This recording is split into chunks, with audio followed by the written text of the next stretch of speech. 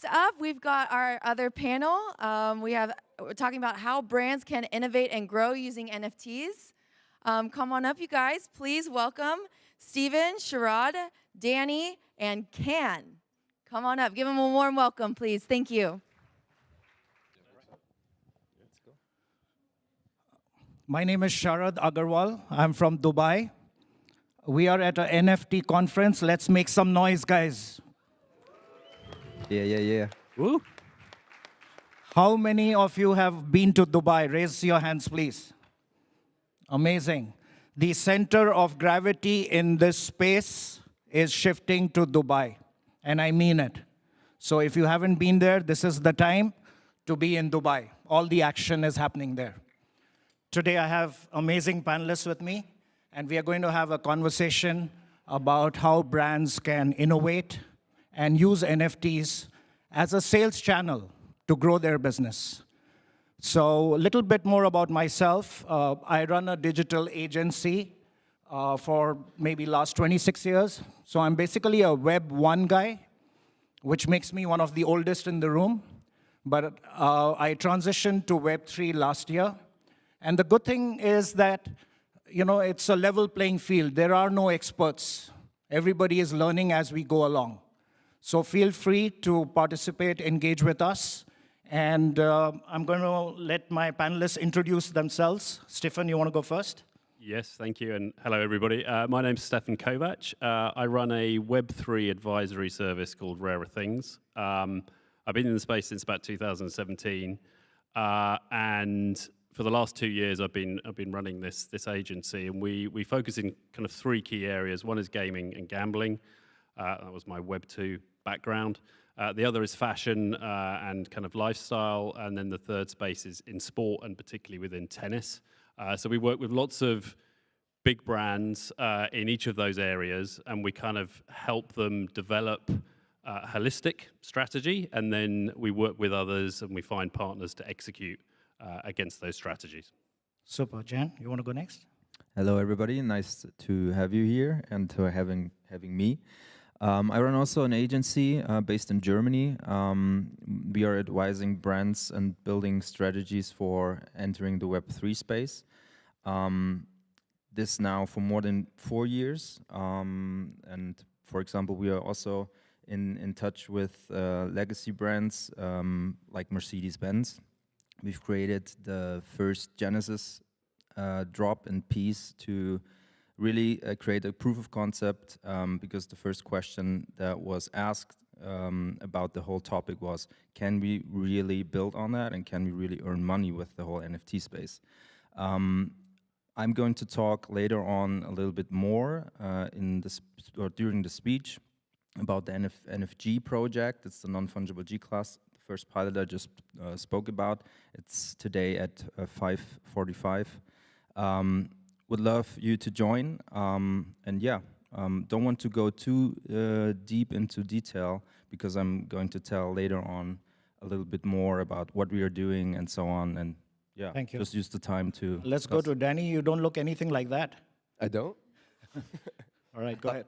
My name's Danny. I lead Chainstack's NFT team. So we are a blockchain services infrastructure company. So I'm constantly working with any sort of DApp or brand that wants to build with NFTs. So really focused on the technology kind of behind it, and making sure that we have the best NFT dApps in the ecosystem. Great. So now you know our panelists. I'm approached by a lot of brands almost on a weekly basis who want to get into the Web3 space. They say we want to build in the metaverse, we want to do digital twins, we want to do experiential shopping. And I always ask them this one question: what is your metaverse strategy? And most of these brand leaders don't have an answer. So I think to be successful in this space, you have to start by crafting a strategy. Stefan, do you agree with that? Yes, I do, very much so. So I think strategy has been slightly loosely used term within the space, but obviously when you're engaging with traditional legacy businesses and big brands, that their businesses revolve around very clear strategies. And when we work with big organizations or big brands, the first thing that we really ask is, what are you trying to achieve with Web3? Often, actually, even before that, there's a massive educational piece that needs to be kind of understood in terms of what the technology is and what the technology can do. But understanding your objectives and understanding the audience that you're targeting is absolutely critical. And I think we can't, we need to be very cognizant that the space is still very nascent and the audiences that we're talking about are still very small. So we haven't got to that point of kind of crossing the gap in terms of adoption.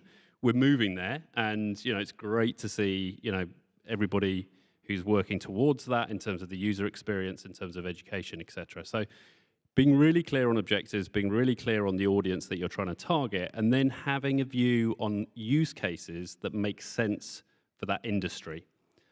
So for fashion, for instance, which is very forward-leaning towards Web3, there's a number of clear use cases that the industry is looking at, and I think the smarter brands are thinking about this holistically. They're thinking about payment options through crypto, and they're looking into the future. They're thinking about it from a marketing point of view. They're thinking about it from a product point of view, because go figure, where's the future generation? They're in Roblox, right? And they will likely move over into decentralized metaverses, and they'll probably want ownership on the fashion items that they own.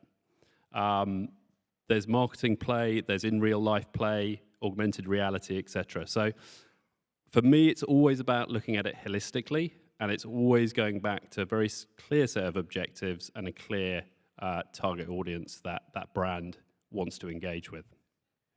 Jan, you want to add to that? Yeah, I think also it's very important for brands to have a clear vision on how they could enter the space and also like develop it in the future. What, like you said, they should have a clear vision and clear goals on that, because I feel like a lot of brands are building now own metaverses or are building in metaverses. And the most important thing about that is how do you generate and make sure that you will have traffic in the future? I mean, having just 30 people on average at time in the metaverse that you just build is not enough. So how do you engage them in the future? How do you like make sure that there is a happening and it's not just a hype thing for a marketing perspective?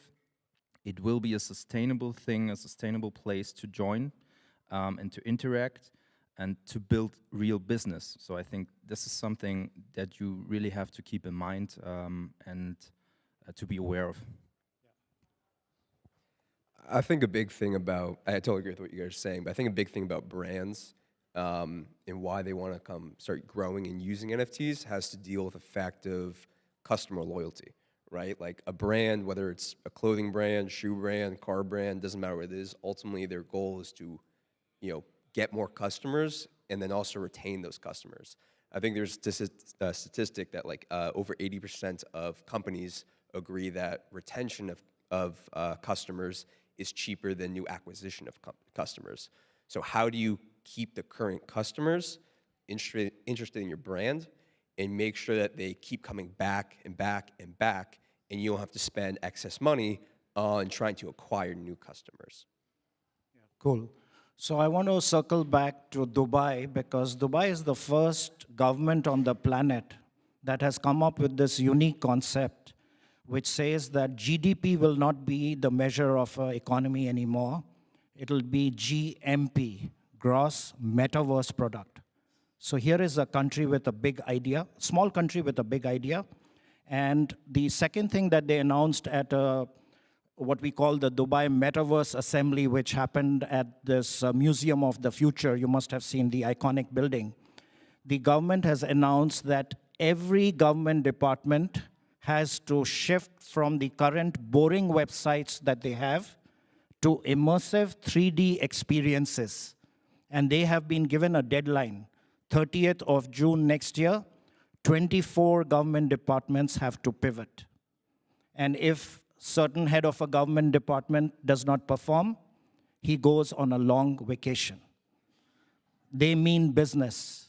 And I think once governments take this initiative to participate in implementing new technologies, this will give a jump start to the whole industry.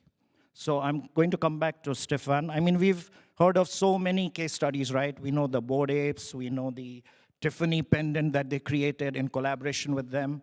We've talked about community, community, community. I'm a big fan of building communities. So I'm going to go to my panel and ask them, what does it take to build a successful Web3 community contrasted to the old ways that we were building communities? Over to you. Yeah, that's a good question. I mean, an example I'll use is a project that I worked on earlier this year with the Australian Open, so the tennis tournament. I was working with the management team, and we kind of determined around about this time last year, a little bit earlier, because of COVID, that actually people wouldn't be able to go to the event. Okay, the Australian borders would be closed, and actually within Australia, the state borders would be closed. And sure enough, come January, that was the case. So we decided that we would take a strategy, which was if the world couldn't come to Melbourne Park, we would take Melbourne Park to the world. And we built Melbourne Park in Decentraland. And we aim to engage with both the crypto community, so Decentraland's community, and then the broader community beyond that by also issuing an NFT project called AO Art Balls, which we created 7,557 tennis balls unique to the fuzz, and then we applied art to that, and then actually we linked a 19 by 19 centimeter plot on the court to each ball randomly, and then the winning shot from each game, if you had that plot, you would receive a hologram on your ball. And what we were trying to do there was engage with the crypto audience using tennis and building a community. So we built out a Twitter channel, we built out a Discord channel. We also wanted to see if we could engage with the broader tennis audience and educate that audience. We had a different drop, which was using much more of a Web 2 kind of interface. You didn't need cryptocurrency, you didn't need a wallet, etc. And we were also looking to bring them into the community. So I think, what we learned from that was it was much easier to do it with the crypto community than it was a mass market community, even with an easy product. And I think the other thing we learned was, a community is an always-on thing. It's a big commitment for a brand. And for something like the Australian Open, which happens 2 weeks of the year, and maybe you've got a month of kind of playtime 2 weeks in advance, there's other tournaments that take place down there, you then got the rest of the year to work with that community and expand that community out. So I think communities are super interesting. I think they are at the heart of Web3. But I think for brands, they've got to be really careful. They've really got to think through the commitment that they're making. Because it can be very big payback, but it can also be a lot of work involved. Yeah. Your experience? Yeah, 100%. I also think community building is one of the essential instruments for Web3. But like you said, could also be risky if you don't set up things right. If I think about creating a community as a brand, which exists already, I also come to the point to think about co-creation and co-ownership, which of course offers the possibility to get people in the community engaged in a different way, and really to give them the idea of being a closer part of the brand and what kind of projects or products they develop in the future. But of course, you cannot give that out of hand 100% or straight away, otherwise it would cause a risk. But I still think those kind of things, like I said, co-creation, co-ownership are very, very strong elements and instruments, and I definitely like to build strategies on that. No, I completely agree. But the thing that just sprung to mind as well there is, for brands, often as a first step, looking at a collaboration with an existing community is a lighter touch way actually to learn. You've got to make sure that the values of the brand are perfectly aligned with the values of the community that you're going to collaborate with. And you have to do something meaningful. It can't be a money grab. It has to be a genuine brand fit and then a genuine value add into that community. Yeah, if I may just add to that, I'll come to you, Danny, in a sec. I think, in my opinion at least, in the future, brands will not be judged by their market cap. They will be judged by their community cap. So this is the right time for leaders to start investing in building a community first. Don't spend too much time on the build in the metaverse or the kind of NFT drops or the loyalty programs that you're planning, start by building a community. And a lot of big brands have built very well, but they have no people, right? Who do you sell to? So I do think that a community-first approach is good for brands. And Danny, you want to supplement that or add something? Yeah, I just think it's important when you're building community that you have to keep in mind that it can't be for money, right? You can't be launching these NFTs to try to increase revenue. I think that's an end result, and you'll get there if you do it correctly. But your biggest marketers, and they'll be for free, will be your biggest supporters. And they'll go out and they'll do all your marketing for you. And in order to get them to do that, you have to reward them, right? I mean, the Australian Opens can look a lot different from a clothing brand or from anyone else. But you have to figure out who is your community, what do they want, and you have to try to line that up as much with your roadmap so they could go out and they'll be the marketing, and ultimately, you'll get more customers, and you'll be successful, more people will get involved, and down the line, you'll get more money.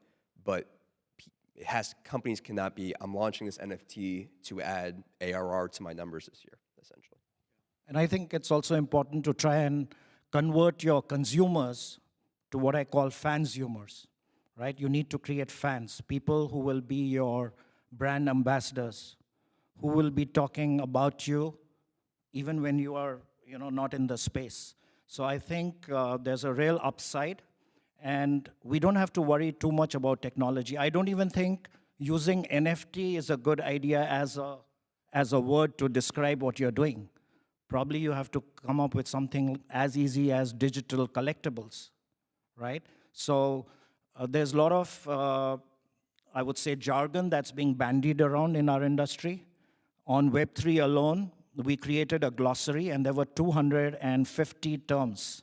You don't expect a normal consumer to understand all that lingo. So end of the day, in my opinion, you got to keep it simple.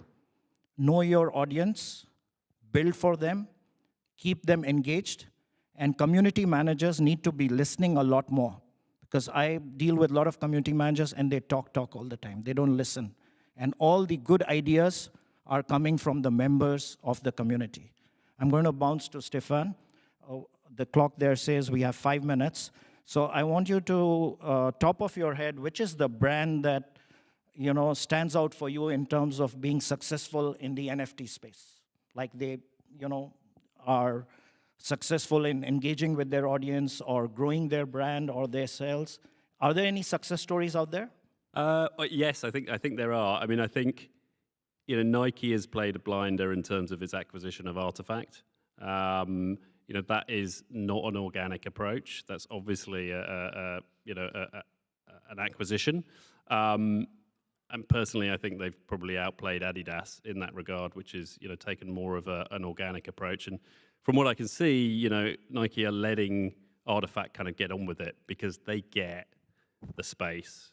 And Benoit, to your point, understands that the value of that business is entirely about the community and giving that community power, enabling that community to co-create with them and enjoy value themselves, right? So everybody is benefiting from a stakeholder perspective. From a more organic approach, I actually really like what Budweiser's doing. I think Budweiser's done something really interesting in terms of, they did the Heritage Can collection initially. They've remained very true to the community that they formed. They've done a number of other drops since. They've always rewarded that community first. They've always put them first forward. They've done interesting collaborations with the likes of Zed-Run. Very interesting, very strong kind of brand fits. And now they're moving into the World Cup, and they have a dynamic NFT collection, again, rewarding the core community who've been with them from the very beginning. Absolutely. Jan, success stories? Well, I think Nike is doing pretty well, but I would also say Adidas, because what they are building, Adidas, made the first move in the space, and Nike had to do something about it, right? And what they are building is like a whole new world together. So there was, ever since like the competition between, I feel it like that, between Nike and Adidas, And like they onboard people together, no matter what you like, Nike or Adidas or both. I like both. And I think the way how they picked the right partners in the space, the right brands out of the NFT space. It was Pixelwald with Punk's Comic. It was G Money, which is like he has a massive influence and does great stuff in the space. And also the Bored Ape connection. I think that was the great pick of Adidas, like discovering new brands and being brave to take that step. I think this should be honored, and I think they're also building great, even if things taking time a bit. But hey, it's a traditional company, and yeah, things need to be like developed. It takes If I time. may just add to, because you mentioned Nike and Adidas, I don't know if our audience knows this story, but this is a true story. Nike and Adidas fight during the day for market share. They compete. But do you know what they do in the night? They share the statistics, the sales statistics, because they want to grow the market. This is collaboration at its best.